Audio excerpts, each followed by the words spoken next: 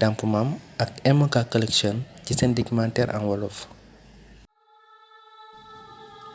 jaajëfalaat nañ leen bu baax yéen ñi nga xamante ni yéen a baaxoo di bàyyi xel sunu page YouTube bii di Ndox Mi TV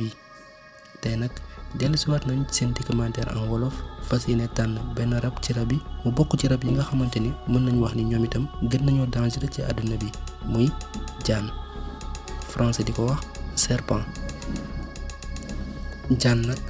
raglu loolu ci mbindin bi ak ci melokaanam loolu waral ay doomu aadama yu bari daal di koy ragal ba fu ñu ko séenee rek duñu xalaat lu dul rey ko. rey boobu nag ñuy fàttali ni nekkul benn yoon lu gën ndax animaux yi ngay gis ci kaw suuf benn bu ci nekk am na lu muy ci écosystème bi maanaam li yàlla sàkk yépp ci kaw suuf ñiy raam wala ñuy dox ñoom ñëpp am na kenn ku ci nekk looy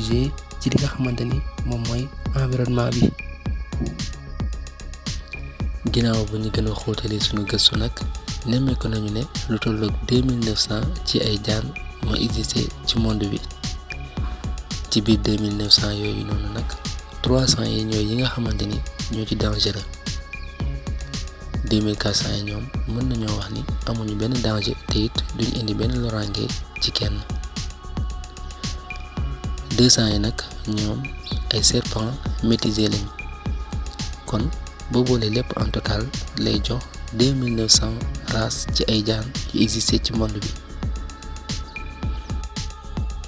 bu dee fii ci Sénégal lu tolloog 63 races ci ay jaan moo fi am ci biir 63 yi 18 ñooy yi nga xamante ni ñoom ñoo ci dangereux waaye 45 yi ñoom nekk nañu ay jaan yoo xamante ni amuñu benn danger te duñu lor kenn. durée de vie am nag mu ngi toll ci 40 ans kon nag jaan dina dund lu tolloog ñeent fukki at. bu dee kéemtaan bi ko yàlla defal nag bokk na ci seen làmmiñ bi nga xamante ni moom la ñuy génnee di ko dugal loolu nga xamante ni day détecté lu tolloog 4 mètres maanaam jaan dina sentir lu tolloog 4 mètres loo xamante ni danger la wala du danger lépp rek mu ngi koy xamee ci làmmiñam bi nga xamante ni moom lay dugal di ko génnee. am na sax ñuy wax ni bu fekkee ni nit jege na ko à 4 mètres mën na xam battement de cœuram ni muy sànnee.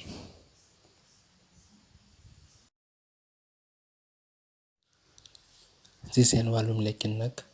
am na ci yoo xamante ni ñoom ay insectes lañuy dundee am ci ñoom it yoo xamante ni ñoom ay jinax lañuy dundee waaye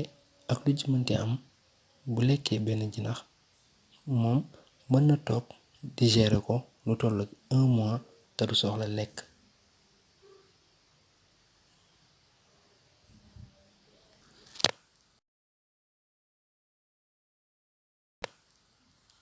bu dee ci seen wàllum déplacement nag am na ci yoo xamante ni sax mën nañu wax ni gaaw nañu lool ci wàllum déplacement am nañu ko xayma ba génneen ñu ci ay résultats ni ñu mën nañ déplacer wu lu tolloog 25 kilomètres à l'heure am ci it yoo xamante ni ñoom seen déplacement taxu koo gaaw. mu nekk rab boo xamante ni bokk na ci rab yi nga xamante ni ñoom dañoo am réflexion maanaam seen déplacement dafay gaaw lool loolu it sax waral jaan yi nga xamante ni ñoom dañoo dangereux bu ñu màttee nit am na ci yoo xamante ni sax lu tolloog 7 minutes bu ko nit ki defee day génn àdduna am ci yoo xamante ni moins de 10 minutes da ngay daal di génn àdduna loolu yëpp di wane danger bi nga xamante ni ñoom danger nañu ko ci seenu dangar wante it li ñuy danger yëpp am na ci yoo xamante ni ñoom buñ la màttee du def ci yow benn effet.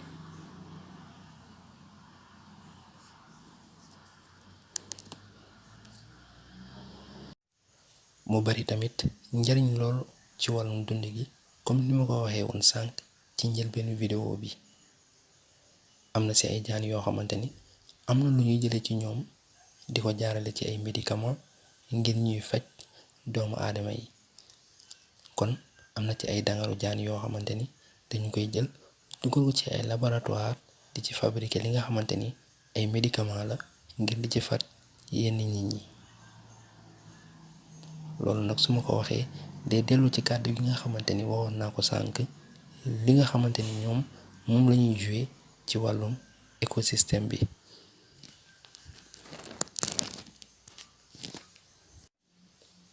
loolu nag waral pharmacie yi ci seen wàllum bopp daal di jël li nga xamante ni moom mooy jaan def ko seen logo. ngir lan? ngir delloo ko njukkal, ngir importance bi nga xamante ni amal na ko doomu aadama.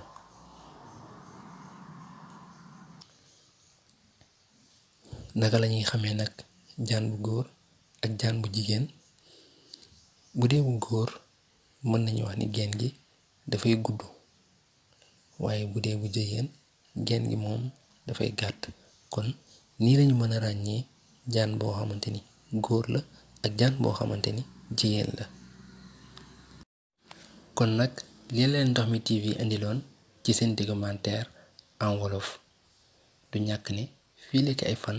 daañu ñëwaat ak yéen andi ceeg ay experts yoo xamante ni seen xam-xam màcc na ci wàllum jaan.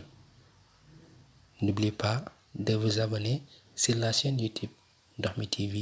ngir ngeen mën a jot yeneeni documentaire en wolof.